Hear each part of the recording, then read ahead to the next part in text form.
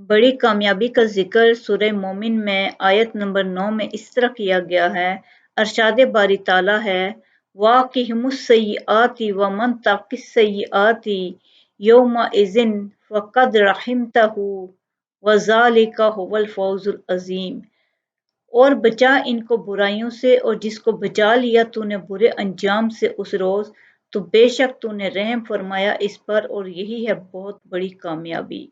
कि बड़ी कामयाबी बुराइयों का दूर होना करार दिया गया है।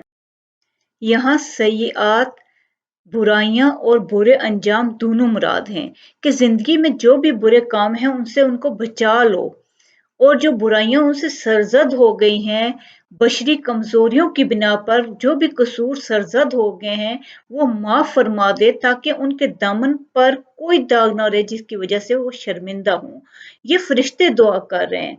तो सय्यात बुराइयों का लफ्ज 3 मानों में इस्तेमाल होता है, तीनों ही मुराद हैं। पहला है गलत अकायद, बिगड़े हुए इखलाक और बुरे अमाल। ये तीनों चीजें इसमें शामिल हो जाती हैं सय्यात में। दूसरे नंबर पर लिया जाए तो गुमराही और अमाले बद का वबाल आता है। तीसरे नंबर पर देखें तो आफात, मसाइब और अजियतें, वह वो इस दुनिया की हों या आलम बरज़ख की या रोज़े क़यामत की। फरिश्तों की दुआ का मकसूद ये है कि इनको हर उस चीज़ से बचा जो इनके हक में बुरी हो।